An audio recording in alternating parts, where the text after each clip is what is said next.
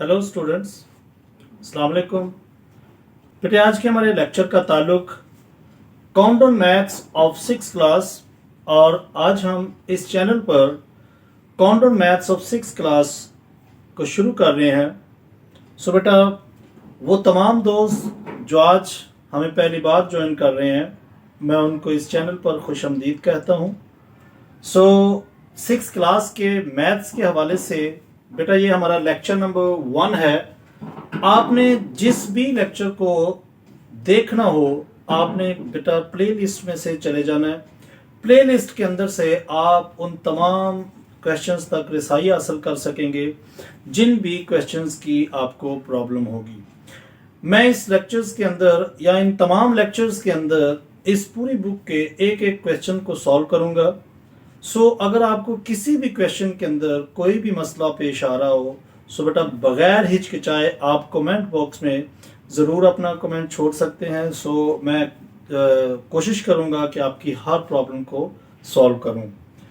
Lecture शुरू करने से पहले चंद हदायत हैं जो आपने फॉलो करनी है। देखें अगर तो व्हाइट बोर्ड पर लिखा आपके लिए हर वर्ड क्लियर है सो वेल एंड गुड, लेकिन अगर कुछ वीडियो ब्लर है सो आपके मोबाइल के ऊपर राइट कॉर्नर पर 3 डॉट की ऑप्शन है, वहां से आप अपनी वीडियो क्वालिटी जो है वो 360 रिक्वायर्ड है। 360, 480 या 720 अगर आपके वाईफाई या नेट की स्पीड अच्छी है सो 720 पर देखेंगे और मोबाइल को आपने हॉरिजेंटली कर लेना है और थोड़ी सी ब्राइटनेस करके अगर आप लेक्चर को देखेंगे सो आपको व्हाइट बोर्ड पर लिखा हर वर्ड क्लियर नजर आएगा। एक्सरसाइज 1A के अंदर देखें जस्ट ये इंट्रोडक्शंस टू सेट है, जिसके अंदर सबसे पहले तो आपको सेट की डेफिनेशन पता होनी चाहिए कि सेट कहते किसे हैं। यानी ये मैंने आपकी साइड पर ये डेफिनेशन लिखी है, तो सेट की डेफिनेशन क्या है? A set is a collection of well defined, यानी well defined and distinct object. ऐसा सेट जिसके अंदर तमाम एलिमेंट्स जो होंगे वो वेल डिफाइंड हों और डिस्टिंक्ट हों। डिस्टिंक्ट से मुराद कि बार बार रिपीट ना होते हों। सो ऐसे एलिमेंट को या ऐसी सेट को हम सेट का नाम देंगे। फॉर एग्जांपल जैसा कि हम एप्पल के स्पेलिंग ही अगर ले लेते हैं सो एप्पल के अंदर अगर हम ख्याल करें सो पी जो है वो डबल टाइम एग्जिस्ट कर रहा है। इट मीन्स कि ये डिस्टिंक्ट ऑब्जेक्ट नहीं है, क्योंकि यहां पर पी जो है वो 2 दफा आ चुका है। सो ऐसे तमाम ऑब्जेक्ट्स को हम क्या नाम देंगे कि ये वाला जो सेट है वो एक और डिस्टिंक्ट ऑब्जेक्ट नहीं रखता। सो वो तमाम एलिमेंट्स जो बार बार रिपीट नहीं होंगे, एक ही बार एग्जिस्ट करेंगे, सो उनको हम सेट का नाम देंगे। सो ये आपने डेफिनेशन याद रखनी है। अक्सर ये भी पेपर में पूछी जाती है कि सेट को डिफाइन करें या write the definition of set. So आपको ये याद रखनी है कि a set is a collection of well defined and distinct objects. और जो सेट के अंदर ये जो तमाम अल्फाबेट्स या जो भी एलिमेंट्स पाए जाएंगे, जो भी मतलब वहां पर जो एंट्रीज होंगी उनको एलिमेंट्स का नाम दिया जाता है। सो आपका क्वेश्चन नंबर 1 ये जो आपकी बुक के ऊपर लिखा है, मैंने उसके तमाम पार्ट्स जो है 8th पार्ट है वो सारे यहां लिख दिए हैं। जिसमें से पहला देखें लिखा है, सबसे पहले तो लिखा है pick out the well defined set from the following, यानी इनमें से कौन से ऐसे तमाम सेट हैं या वो सेट निकालें जो वेल डिफाइंड है। वेल डिफाइंड से मुराद कि जिनको पढ़कर आप समझें कि ये बिल्कुल ठीक लिखा हुआ है या वेल अच्छे तरीके से डिफाइन किया गया है। फॉर एग्जांपल लिखा है test cricket captain of Pakistan. अब पाकिस्तान की जो क्रिकेट टीम है उसका कैप्टन अगर देखा जाए तो बेटा वो एक ही होगा, वो ज्यादा तो नहीं होंगे। सो लिहाजा अगर देखें तो ये वेल डिफाइंड है। जस्ट आप इसके आगे लिख सकते हैं कि well defined, well defined. Just आपने इसके आगे नाम यही बस लिखना है कि ये डिफाइंड है या नहीं है। सो वेल डिफाइंड है ये। इस तरह से टेस्टी फूड आइटम्स। अब देखिए टेस्टी फूड आइटम्स जो है वो इंसान की चॉइस के मुताबिक बेशुमार हो सकती हैं। जो भी इंसान खाना खाता है अगर उसको वो पसंद है सो उसके लिए वो टेस्टी आइटम्स में शामिल हो सकता है। सो इसमें अगर देखें तो बेशुमार आइटम आ सकती हैं, इसलिए ये कोई स्पेसिफिकली डिफाइन नहीं किया गया कि कौन सी फूड आइटम जो है वो आपको ज्यादा टेस्टी लगती है। सो इसलिए हम इसको क्या लिखेंगे? Not well defined. यानी इसके आगे जस्ट आप ये लिख दें कि ये जो है वो बेहतर तरीके से डिफाइन नहीं किया गया। प्राइम मिनिस्टर ऑफ पाकिस्तान, अब प्राइम मिनिस्टर ऑफ पाकिस्तान, ये देखिए प्राइम मिनिस्टर्स, यानी प्राइम मिनिस्टर्स ऑफ पाकिस्तान, जितने भी पाकिस्तान के प्राइम मिनिस्टर्स हैं आप सबको गाहे बगाहे या सबको फर्दन फर्दन गिन सकते हैं, उनको अलग अलग मतलब गिन भी सकते हैं। हर किसी की अपनी एक शनाख्त है, सो इस वजह से ये भी एक वेल डिफाइंड है। इसी तरह से नंबर 4 पे है D is equal to naughty students in your class. अब नॉटी स्टूडेंट देखें ये कोई डिफाइन नहीं किया गया, अगर तो देखें ये डिफाइन किया जाए कि Ali is the naughty student of our class, so Ali देखें इसमें जो होगा वो डिफाइन किया जाएगा, लेकिन अभी लिखा है naughty students in your class. So बेटा अगर देखें नॉटी तो हर बच्चा ही हो सकता है, अगर क्लास में टीचर नहीं है तो हर बच्चा जो होगा वो अपनी नॉटीनेस को जाहिर करेगा। सो इसलिए भी ये जो सेट है ये not well defined, not well defined. Number 5 पे है is equal to mathematics teacher in your school।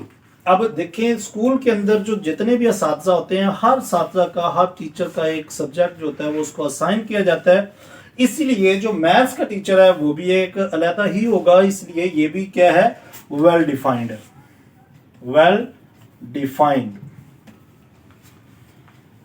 F is equal to large numbers. अब लार्ज नंबर्स देखें बेशुमार हो सकते हैं, इनफिनाइट टाइम हो सकते हैं, या बिल्कुल आप उनको गिन नहीं सकते। देखें सबसे पहले अगर तो हम देखें 9 एक नंबर है, लेकिन 9 नंबर लार्ज नंबर्स लिखे हुए हैं। सो ऐसा नंबर जो बार बार लिखा जाता है, देखें ना सबसे बड़ा तो डिजिट हमारे पास 9 ही है, इस नंबर से हम बेशुमार नंबर ऐसे बना सकते हैं। अब देखें कोई उसने स्पेसिफिक नंबर नहीं बताया कि कौन सा लार्ज नंबर, जस्ट लिख दिया कि लार्ज नंबर्स, सो वो कोई भी हो सकता है, इसलिए इसको भी हम लिखेंगे नॉट वेल डिफाइंड।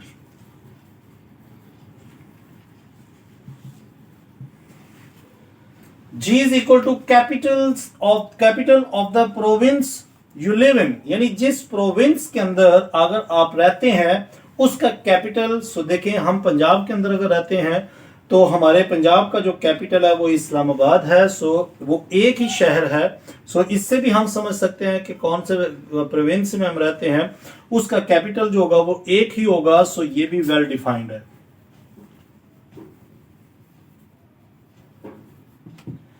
इसी तरह से इसका लास्ट पार्ट है H is equal to games you like playing. अब गेम्स यू लाइक प्लेइंग, इसमें भी ये नॉट वेल डिफाइंड है, क्योंकि आपको बेशुमार गेम्स जो होंगी वो खेलना पसंद है, इसलिए हम इसको क्या लिखेंगे नॉट वेल डिफाइंड।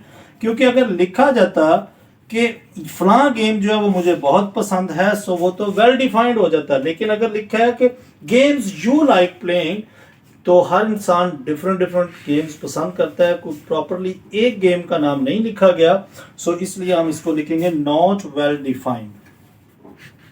सो बेटा यहां पर हमारा क्वेश्चन नंबर 1 जो है वो कंप्लीट हो चुका है। सो इसी के साथ हम नेक्स्ट क्वेश्चन देखते हैं।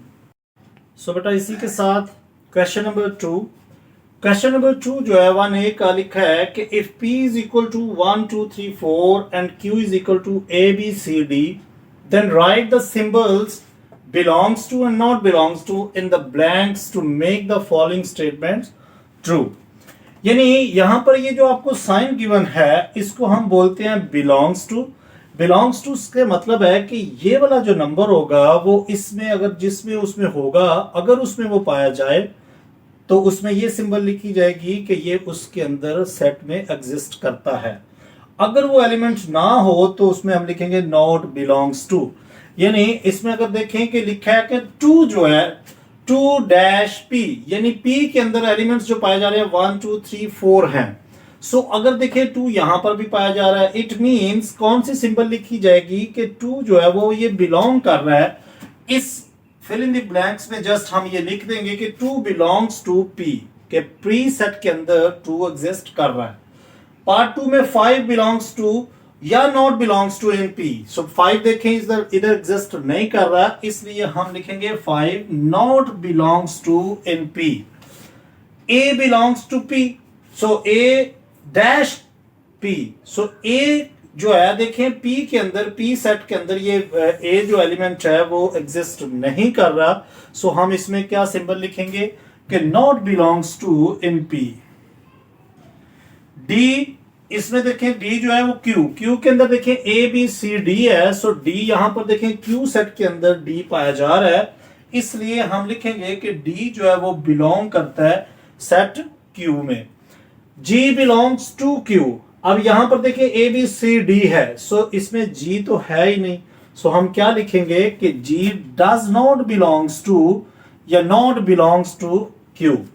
थ्री बिलोंग्स टू और not belongs to in Q, यानी क्यू थ्री देखें क्यू सेट के अंदर पाया जा रहा है, तो इसमें तो बेटा just alphabet A B C D है, इसमें तो नंबर को है ही नहीं है, सो थ्री जो है वो not belong in set Q. So यहां पर आपका क्वेश्चन 2B कंप्लीट हुआ, जिसमें आपने इस सिंबल का खास ख्याल रखना है, जिसमें ये जो सिंबल होगी वो बिलोंग्स टू के लिए है, और अगर उसके ऊपर अगर आप इस तरह से लाइन लगा देते हैं सो वो हो जाएगी नॉट बिलोंग्स टू। सो यहाँ पे आपका क्वेश्चन 2B कंप्लीट हुआ। सो इसी के साथ हम थर्ड पार्ट देखते हैं। सो बेटा इसी के साथ क्वेश्चन नंबर 3, क्वेश्चन नंबर 3 में लिखा है list the elements of the following sets, also name the sets A B C etc। यानी इस क्वेश्चन के अंदर आपको कोटेशन कुछ गिवन है, आपने उसका एक सेट बनाकर देना है कि वो उसके अंदर क्या एलिमेंट्स गिवन है। फॉर एग्जांपल लिखा है काउंटिंग नंबर्स लेस देन 10। तो काउंटिंग नंबर से मुराद वो तमाम नंबर जिनको हम काउंट करते हैं उनको हम काउंटिंग नंबर का नाम देंगे, और इसको देखिए लिखा है कि also name the set. So उसके लिए हम लिखते हैं for example a is equal to 1 2 3 4 5 6 7 8 and 9। अब 9 तक क्यों लिखेंगे, क्योंकि यहाँ गिवन है लेस देन 10, आपने 10 से नीचे नंबर जो है वो काउंटिंग नंबर लिखने हैं। सो काउंटिंग नंबर 1 से स्टार्ट होंगे, लेस देन 10 से मुराद 9 तक लिखेंगे।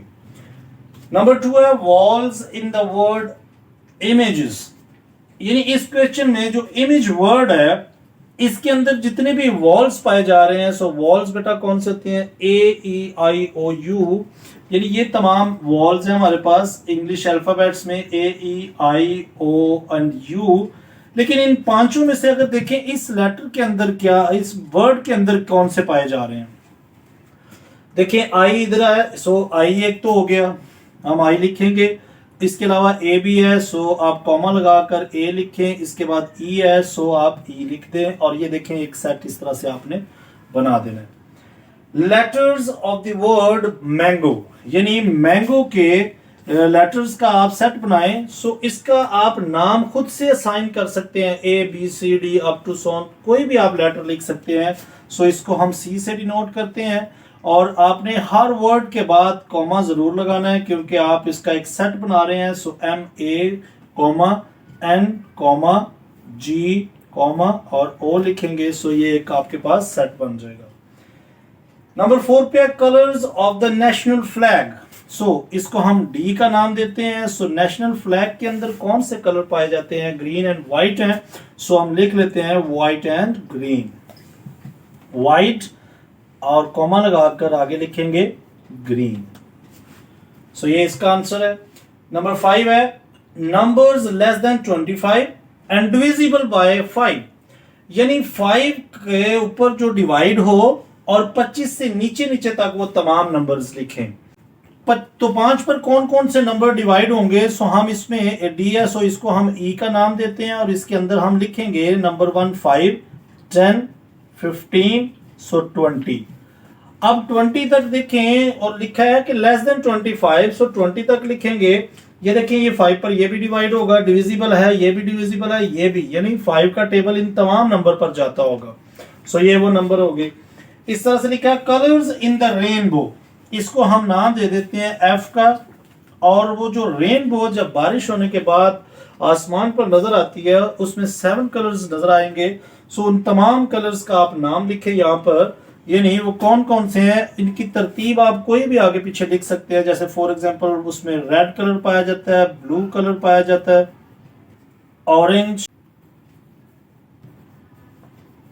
येलो कलर है, इसके अलावा उसके अंदर ग्रीन कलर पाया जाता है, और इसके बाद आप इंडिगो लिख सकते हैं, और एक और कलर वायलेट लिख सकते हैं आप। 2, 4, 6 और एक ये 7। सो लास्ट पे है मल्टीपल्स ऑफ 3 लेस देन 15। जिस तरह से ये सवाल लिखा आपने 5 के मल्टीपल्स लिखे थे, इसी तरह से यहाँ पर 15 से नीचे नीचे 3 के मल्टीपल्स लिखेंगे। सो इसको हम नाम दे देते हैं जी का। सो जी इज इक्वल टू लिखेंगे हम 3 1s are 3, 3 2s are 6, 3 3s are 9, 3 4s are 12 and 3 5s are 15 आ जाएगा। लेकिन लिखा ये है कि लेस देन 15 आप लिखें, सो ये यहीं तक होगा 12 तक। सो यहाँ पर आपका क्वेश्चन नंबर 3B कंप्लीट हुआ। सो इसी के साथ हम इस एक्सरसाइज का क्वेश्चन नंबर 4 देखते हैं। सो बेटा क्वेश्चन नंबर 4, क्वेश्चन नंबर 4 में लिखा है state which of the following forms set. यानी ये तमाम कोटेशंस में आपने ये देखना है कि इनमें से कौन सी ऐसी कोटेशंस हैं जिनसे एक सेट जो है वो बन सकता है। फॉर एग्जाम्पल लिखा है strong people in a town. अब strong people in a town जो है वो बेशुमार लोग हो सकते हैं, हर कोई जो है वो स्ट्रॉन्ग बन सकता है या हो सकता है, इसलिए ये कोई वेल डिफाइंड सेट नहीं है। सो इससे कोई सेट भी नहीं बन सकता। सो हम इसमें क्या लिख सकते हैं कि it can't form a set. इसमें जस्ट आप इसकी हेडिंग में या इसके ऊपर लिख सकते हैं it can't form a set. इसका आंसर लिख के आप लिख सकते हैं कि it can't form a set. Number 2 है स्टूडेंट्स ऑफ द क्लास। अब स्टूडेंट्स ऑफ द क्लास आप बेहतर समझते हैं कि आपकी क्लास के अंदर 30 बच्चे हैं या 35 हैं या 40 हैं, हर कोई एक अलग अलग है, हर किसी का नाम भी जो है वो अलग है। सो ये वेल डिफाइंड है। सो इससे हम एक सेट बना सकते हैं। सो इसका आंसर आप लिखें it can form a set.